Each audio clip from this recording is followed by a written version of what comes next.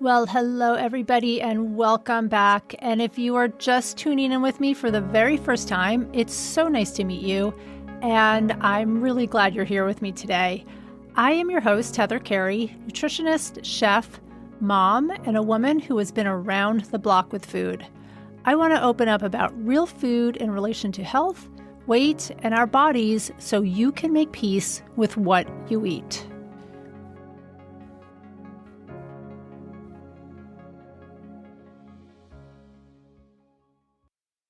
Hey everybody, and welcome back to Real Food Stories. I have been going back to the basics with nutrition because, as you might know, food is confusing. It is so confusing sometimes as to what to eat, especially when we are on social media and the internet, and there's so many messages on how we should be eating. The most asked request I get from my clients when I first see them is, just tell me what to eat. So today, and for the last couple of episodes, I am doing just that. In the world of food, there are two categories. There are macronutrients and there are micronutrients. We need all of these nutrients to survive and thrive in life. In the last few episodes, I explained the macronutrients, and those are protein, carbohydrates, and fats. And I went into some detail about what kinds are the best and what you might want to avoid.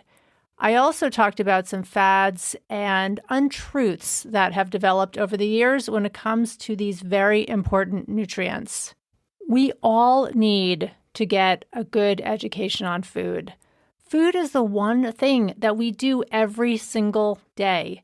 We need food for our health, for our nourishment, our energy, and we need to enjoy our food. Food is one of the few pure pleasures we have in life, and we can't live without it all at the same time. So today, I am wrapping up my conversations about food by introducing micronutrients. If you've been following along, then you now know that we need macronutrients, protein, fats, and carbs, in larger amounts in our everyday eating. Micronutrients are equally as important, but we need these in lesser amounts. Micronutrients are our vitamins and minerals. Where macronutrients are typically interpreted in grams and calories, micronutrients are known in milligrams and units. So today I am going to talk about the essential micronutrients that we need and why. And I am also going to talk about the out-of-control supplement industry, the quackery surrounding supplements, and what you need to watch out for. So let's jump in. Micronutrients are the vitamins and minerals we need to survive, and within vitamins and minerals are more subcategories. Let's start with vitamins. Vitamins are tiny organic compounds our bodies need in very tiny amounts to function properly. Think of them as little helpers that assist with a wide range of bodily functions, such as energy production, immune function, and blood clotting. Not so little tasks in our body, but we only require a very little amount. Unlike macronutrients, which we need in larger amounts, vitamins are micronutrients. We only need them in tiny doses, but they play crucial roles in keeping us healthy. Here's a simple way to look at it. Imagine your body is like a car. Macronutrients are the fuel that gives you energy to go, but vitamins are like the oil and the spark plugs. Without them, your body would not run smoothly, even if you had enough fuel. So there's 13 essential vitamins that we need, and they can be grouped into two main categories. The first one is fat-soluble vitamins. And these vitamins are stored in the body's fatty tissue and liver. We need to be really careful with fat-soluble vitamins because if we take too much, we can develop a toxicity. The excess from these supplements simply does not flush out, but gets stored instead in our bodies. Now, note that I say from supplements. When you get these fat-soluble vitamins from food, there is little chance in taking too much. But when we take them from supplements, that is a totally different story. Now, these vitamins are vitamin A, which is great for your vision, skin health, and immune function. Vitamin D helps with calcium absorption and your strong bones, your immune system, and lots of other things. Vitamin E, which acts like an antioxidant, protecting your cells from damage. And vitamin K, which is very important for blood clotting and bone health. The next type of vitamins are called water-soluble vitamins. These vitamins are not stored in your body and need to be consumed more regularly. If you take too much, you will simply just pee them out. They include vitamin C, which helps with hair growth and repair of tissues, great for your skin and your immune system, and the B vitamins. And in this group are vitamin B1, which is thiamine, B2, riboflavin, B3, niacin, B5, pantothenic acid, B6, B7, which is biotin, B9, folate, and B12. And they all play different roles in energy production, brain function, and cell metabolism. Now, our bodies can't produce most vitamins on their own, like vitamin D, for example, that we manufacture through sun exposure. So we need to get them from our diet first. That is why it's so important to eat a variety of nutrient-rich foods like fruits, vegetables, lean proteins, and whole grains. And I'll talk later about what foods are the very best for what vitamins. Now, let's talk about minerals. Minerals are also essential elements that our bodies need to function properly. Minerals come from the earth through rocks, soil, and water, and are absorbed through soil from plants and then into our bodies through the food we eat and the water we drink. There are two main categories of minerals, macrominerals and trace minerals. Macrominerals are called macro because they are needed in larger amounts, and those include calcium, which is essential for building strong bones and teeth, aiding in muscle function, nerve signaling, and blood clotting. Phosphorus, which works with calcium to build bones and teeth and energy production. Magnesium, involved in over 300 biochemical reactions. Magnesium supports muscle and nerve function, blood sugar control, and bone health. We need macrominerals from sodium, helps maintain fluid balance, supports nerve function and muscle contractions. Potassium, essential for heart function, muscle contraction, and fluid balance again. Chloride, which works with sodium to maintain fluid balance and aids in digestion. And sulfur, which is important for protein synthesis and found in amino acids. And remember, amino acids are the essential building blocks of protein. And then we have trace minerals, which are needed in much smaller amounts, but are just as crucial for our health.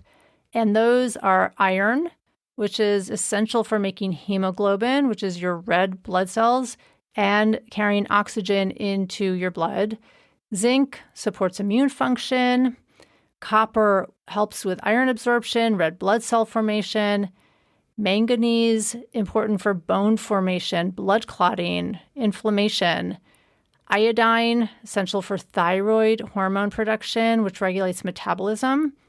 Selenium acts as an antioxidant and supports thyroid health as well. Cobalt, which is part of vitamin B12, helps with red blood cell production. Fluoride, important for dental health. Molybdenum, which helps with enzyme function. And chromium, which is involved in insulin regulation and metabolism.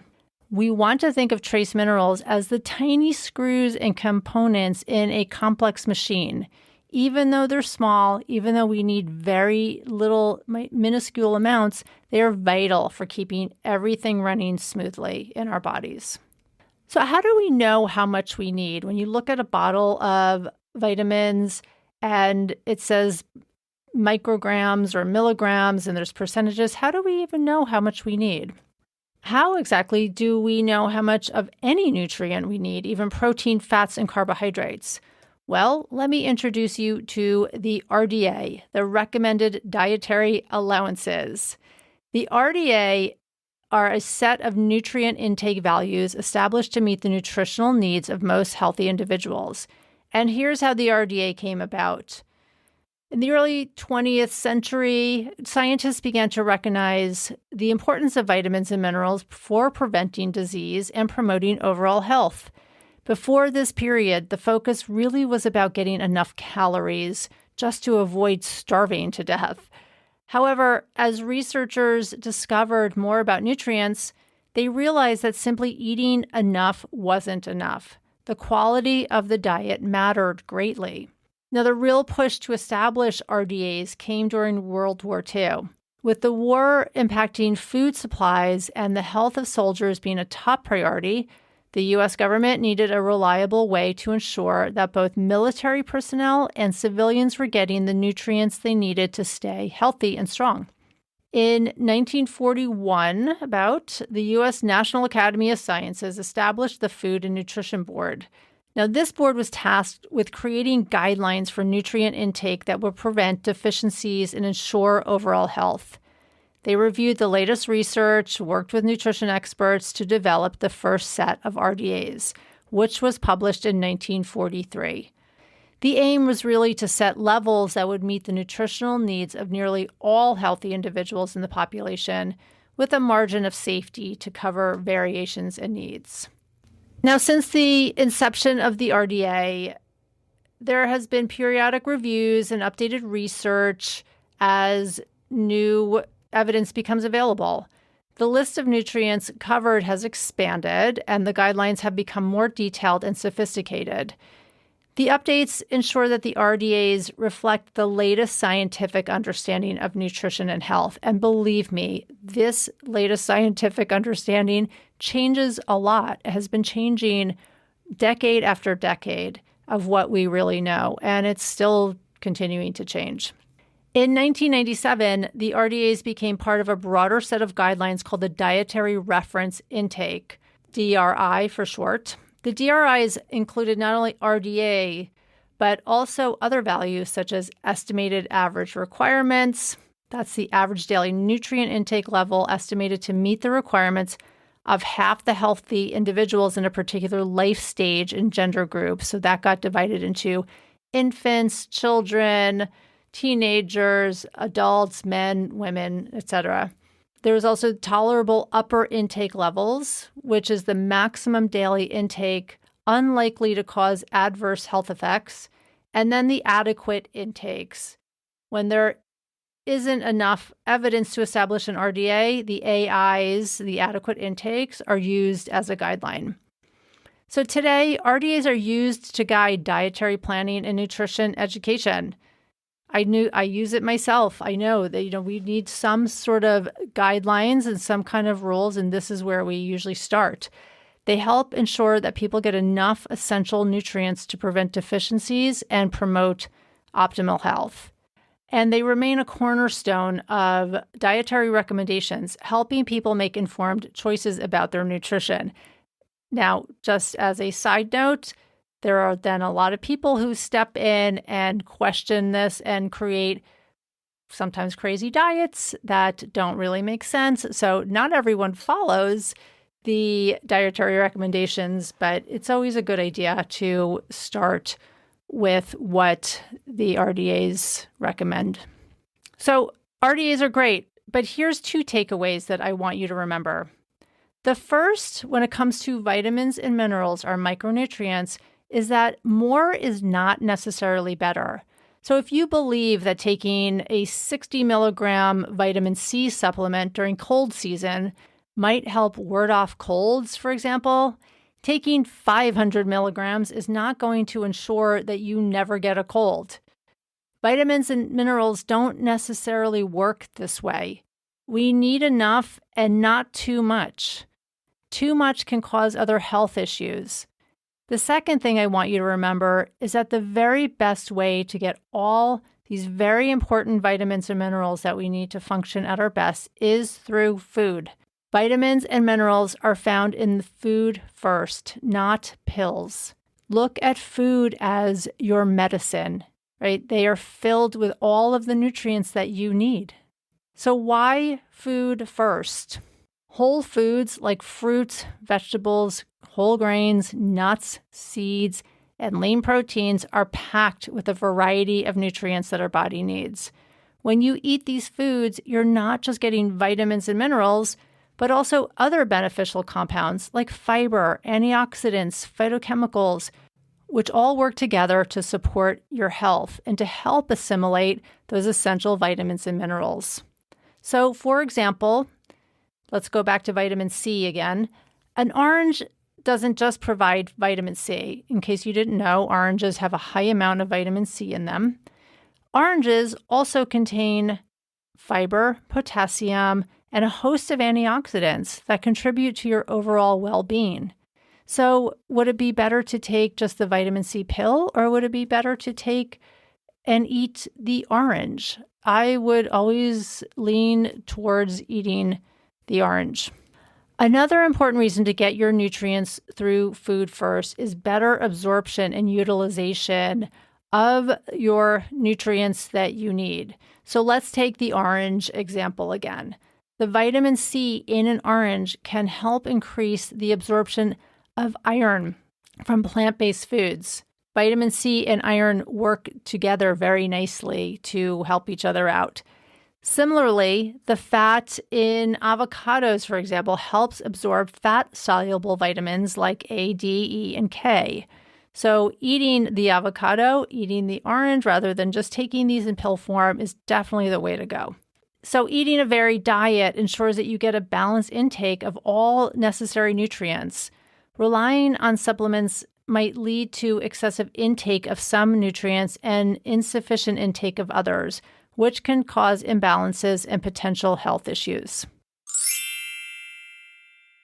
But when might we need to add in vitamins and minerals as supplements? Because honestly, the supplement industry is huge. There must be somebody taking those supplements, and there might be good reason for them. While getting nutrients from food is your best bet, there definitely are times when supplements might be helpful. The first one is a dietary restriction. And one of the best examples I have for this is eating a vegan diet. So when you eat a vegan diet, you do not eat any animal protein. And when you don't eat any animal protein, you do not get any vitamin B12, which is only found in animal protein. You might also be deficient in iron, which is also found in abundance in animal protein. So if you have a restricted diet like being vegan, you might need to supplement. You would definitely actually need to supplement with vitamin B12 and possibly with iron to make sure you are filling in those gaps. You also might have a medical condition. Certain health conditions or medications can definitely affect nutrient absorption, necessitating supplements. So for example, the tendency towards osteopenia and osteoporosis in women goes way up when we hit menopause and midlife. You want to be sure to focus on calcium and vitamin D at this time because these are essential for your bones. Many people are deficient in vitamin D because they are not in the sun often enough. I know that I myself tested low for vitamin D a few years ago, and so I definitely supplement with D and make sure that I take that daily. So there's a couple more pros, I guess, of using supplements. And like I said, the first one is to fill in some nutritional gaps. If you feel like your diet is all McDonald's and alcohol, you might want to fill in the nutritional gaps with a good multivitamin. If you think that you're just not getting enough of certain vitamins or minerals, you hate eating vegetables, you'd never eat seafood, then definitely consider supplementing. For example, if you're not a big fan of dairy, if you don't ever eat dairy, a little bit of a calcium supplement can help you maintain strong bones. Now, I want to be clear on calcium for a second because taking too much calcium, this is a perfect example of over supplementing, but taking too much calcium in pill form can lead to kidney stones. So you want to be very careful. You want to try to definitely get calcium from food. And if you can't, though, you might want to just add in some extra in a supplement form, but probably no more than about 500 milligrams. Supplements are also convenient and accessible. I mean, you can walk into any Whole Foods, walk into any CVS and buy a multivitamin. They're convenient. It's a way to boost your nutrient intake, especially if you are not eating your very best. Taking a supplement can also possibly support specific health needs. Certain health conditions or life stages may require higher nutrient intakes that are difficult to achieve through diet alone. And there's many reasons why. I'm not going to get into too much detail in this podcast because there's a lot of different reasons, and that's something you might want to just discuss with your doctor. But one obvious example would be like pregnant women who take folic acid supplements to prevent birth defects. I know that when I was pregnant, I definitely had to take a prenatal multivitamin that definitely had more folic acid in it. Here's a couple good reasons to lean away from supplements. So you know by now that I'm probably more a fan of getting your vitamins and minerals from food first before supplements. Because here's a couple risk factors for adding in or depending on or leaning on supplements for your health. The first one, I have talked about this a little bit, is risk of overconsumption. It's easy to take more than the recommended dose of vitamins. I mean, some of those vitamins that you see in the store are mega dosed. So that can very easily lead to some toxicity and adverse health effects. For example, too much vitamin A can lead to liver damage and a lot of other health issues. Those fat-soluble vitamins you do not want to take too much of.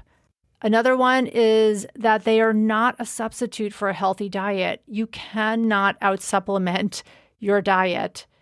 Supplements cannot replicate the complex mix of nutrients, fiber, and beneficial compounds found in real whole foods.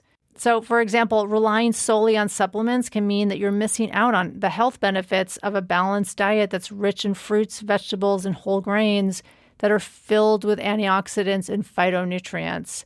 Those things matter when we absorb our micronutrients. There's also quality and regulation issues, and I'm going to get into that in a minute. But the supplement industry is not strictly regulated. It's definitely not as strictly regulated as pharmaceuticals, which means product quality and efficacy can vary widely. And I'm going to get into that in just a few minutes. And also the cost. Supplements can be expensive, and the cost can add up over time, especially if you are taking multiple products and depending on who and where you are getting your supplements from. So, for example, high-quality fish oil supplements can be costly compared to getting omega-3s. Remember, we talked about omega-3s and the healthy fats that we want. It could be much more expensive getting them from supplements than from just simply eating fatty fish and then also getting really high-quality protein along with that. Lastly, I think that supplements give you a false sense of security. Relying on supplements can create a security that leads people to maybe neglect other healthy eating habits and lifestyle choices. Again, you cannot out-supplement a bad diet. You cannot just take a multivitamin thinking that you're filling in the gaps for the 3-day alcohol bender you had last weekend. It doesn't work like that. So supplements can be a helpful addition to your diet, especially if you have specific health needs or dietary restrictions, right? Like the vitamin B12, you absolutely need to supplement with if you are a vegan. However, they should not replace a balanced, nutrient-rich diet of whole foods. It's important to use supplements wisely, following recommended doses and consulting with a doctor or other healthcare professional that you trust to avoid potential risks and ensure they are appropriate for your individual needs. So I wanted to get back to one point I just mentioned quickly, and that is the unregulation of the supplement industry. Supplements have absolutely to almost no regulation, unlike pharmaceutical drugs, which are very highly regulated in testing. It is alarming to me that you can actually walk into Whole Foods and buy any vitamin, mineral, herb, or even hormones, and there is no one guiding you on this. These supplements are not benign and can get you into health trouble and at the very least waste your money. But let's not forget that the supplement industry is a multi-billion-dollar business. So why then are they not regulated like other drugs? I mean, vitamins, minerals, herbs, other kind of supplements go into your body every single day and really affect you. And lots of people can have toxicity issues and lots of health issues related to supplements. Let me give you a little history. In the 1990s, the dietary supplement industry was growing rapidly, and there was a strong push from both the industry and consumers for more freedom to access a wide variety of supplements without heavy regulation. This is when supplements really started booming. So in response, Congress passed the Dietary Supplement Health and Education Act, which is long for DSHEA, and that was in 1994. And this law established a framework for how dietary supplements would be regulated, focusing more on ensuring that consumers have access to supplements while providing some safety measures. So under DSHEA, dietary supplements are defined as products taken by mouth that contain a dietary ingredient intended to supplement the diet. And like I said, these include vitamins, minerals, herbs, amino acids, enzymes. This would fall into protein powders, hormones, and herbs. DSHEA classified supplements as a subset of food rather than drugs. Now, this means they do not undergo the same rigorous testing and approval process as pharmaceuticals. Pharmaceuticals must demonstrate both safety and efficacy through extensive clinical trials before being approved by the FDA, the Food and Drug Administration. Unlike drugs, dietary supplements do not need pre-market approval from the FDA. Manufacturers are responsible for ensuring that their products are safe and that their claims are truthful and not misleading. However, they do not need to provide evidence of safety or efficacy to the FDA before marketing their products, which is amazing to me since it is such an outrageous industry and for the amount of supplements that people use on a daily basis. Now, there's something called the Good Manufacturing Practices. GMP is short for that. That states that the FDA does set standards for good manufacturing practices to ensure that supplements are produced in a quality manner and do not contain contaminants or impurities and are accurately labeled. But if you visit a site like consumerlabs.com, which does independent testing of supplements, you will quickly learn that many supplements have been shown to contain lead, arsenic, cadmium, and other toxic substances, or they have varying amounts of what they even claim to have in their supplement. I'll put the link to consumerlabs.com in the show notes. It is definitely worth checking out. I wouldn't take a single supplement with going onto Consumer Labs and seeing what they think of it first. So if there's good manufacturing practices and the FDA claims that they do their best to make sure that supplements are good quality and free of impurities, why are there so many supplements that have impurities? I mean, you hear about products all the time just in the news that get pulled from the market. And again, if you go on consumerlabs.com and look up some of these products, you will see that they are filled with a lot of impurities. So why is this? The first one is just the raw material sourcing. The quality of raw materials that go into supplements and formulations can vary greatly. So if a raw material is sourced from regions that have polluted soil or water, they will contain contaminants. Also, the manufacturing practices. Not all manufacturers follow the GMP, good manufacturing practices, rigorously. Lapses in cleanliness, improper handling, and lack of thorough testing can lead to contamination, and also regulatory gaps. The dietary supplement industry is less regulated than pharmaceuticals, like I said. So this means that supplements do not need pre-market approval from the FDA, which can lead to variability in product quality. So how do we protect ourselves when we are going out and buying supplements? Definitely look for certifications. Choose supplements that have been third-party tested and certified by reputable organizations like consumer labs. These certifications indicate that the product has been tested for quality, purity, and potency. And check for GMP compliance. Ensure that the manufacturer follows good manufacturing practices. GMP compliance indicates that the supplement is produced under conditions that meet FDA standards for cleanliness, consistency, and quality. But it's anyone's guess sometimes, especially if you go on consumer labs, you'll see that there is a lot of discrepancy.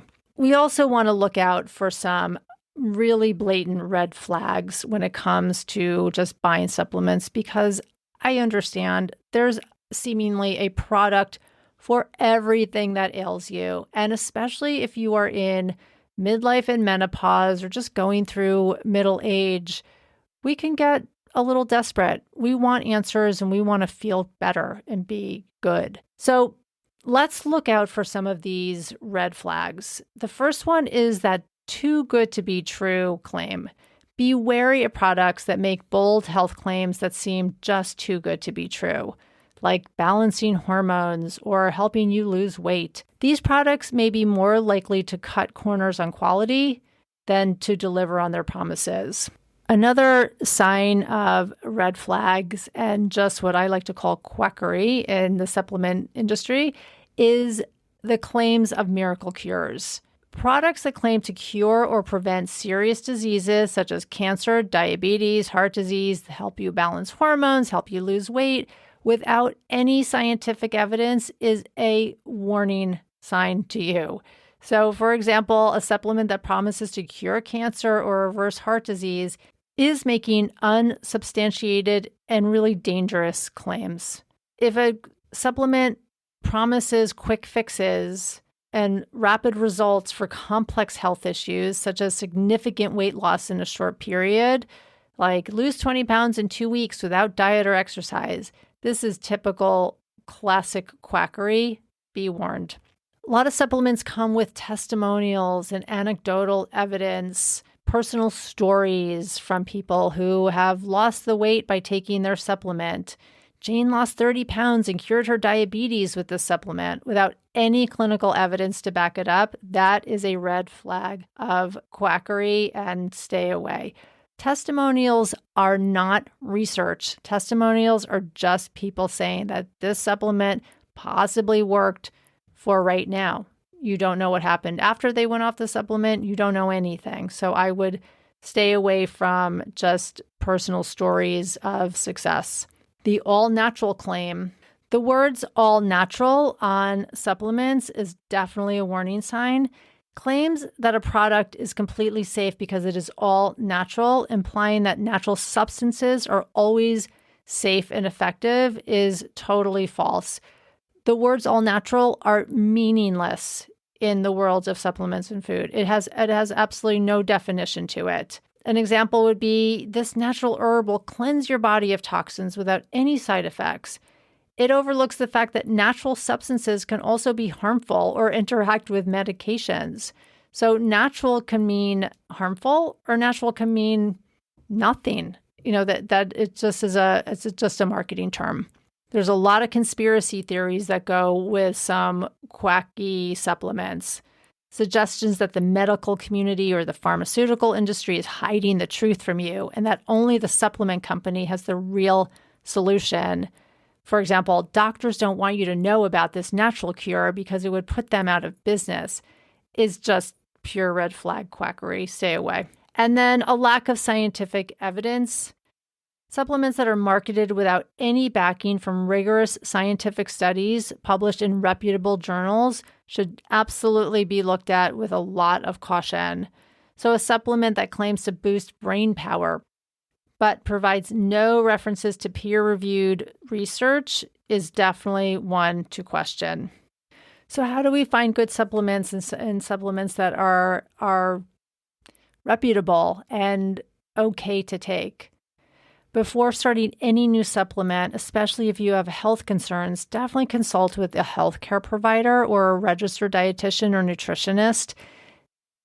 We all can recommend reputable brands and appropriate dosages based on your specific needs.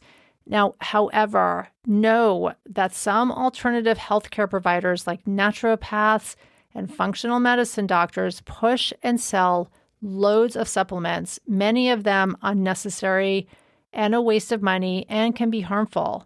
They are out to make money off of you. So be careful who you're getting advice from about supplements. Remember that supplements are meant to supplement any deficiencies you may have, and they are not a panacea for all that ails you.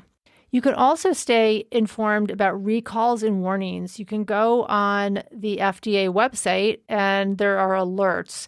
The FDA regularly issues warnings and recalls for dietary supplements found to be unsafe or contaminated, and you can just stay informed by checking their website for updates. There's also Health Canada if you're in Canada. Also monitors and recalls unsafe health products, including supplements. So lastly, just enough about quackery and red flags. The FDA's role is primarily post-market, meaning they monitor the safety of supplements after they are on the market. If a product is found to be unsafe or if there are false or misleading claims, the FDA can take action to remove the product or correct the claims.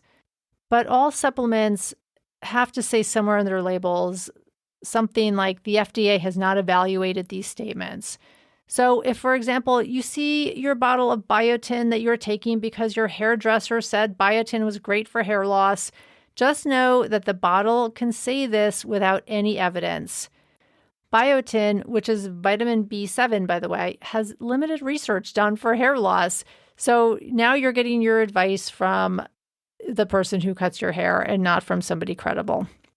So again, do your research, get yourself informed and educated, and really only take supplements when necessary. And if you don't know if the supplements are necessary to take, definitely consult with a dietitian or nutritionist.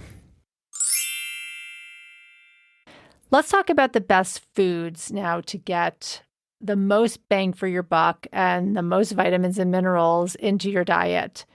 Now, again, to ensure that you get a wide range of vitamins and minerals, it's essential to include a wide range of nutrient-dense foods into your diet. So here's a list of some foods that I think are the best. And you can start to see, if you look at what comes where, you can start to see a lot of overlap in these foods. And you're going to hit and get a lot of bang for your buck. First one that I absolutely love are dark leafy green vegetables. And that would include spinach, kale, collard greens, Swiss chard, tons of vitamin A, C, K, folate, iron, calcium, magnesium. They are so low in calories and so high in nutrients that support bone health, immune function, and overall well-being. Include them everywhere in your diet. Anytime that you're eating something, you can include them in. Put them in your scrambled eggs in the morning. Throw them into soups. Saute them up. They're just a go-to staple for everyday eating. Next one are berries. Strawberries, blueberries, raspberries, blackberries. Vitamin C and K, fiber, antioxidants are loaded into berries. And berries are known for their antioxidant properties, which help protect cells from damage and support cardiovascular health, amongst the million of other things. Citrus fruits, oranges, lemons, limes, grapefruits, full of vitamin C, potassium, folate. Citrus fruits boost immune function, improve skin health, and support heart health. Nuts and seeds. Almonds, walnuts, chia seeds, and flax seeds are great examples. They are full of vitamin E, magnesium, zinc, omega-3 fatty acids, and fiber. And these help reduce inflammation, support brain health, and improve digestive health. Fatty fish such as salmon, mackerel, sardines, and trout. full of vitamin D and B vitamins, omega-3 fatty acids. They support heart health, brain function, bone health.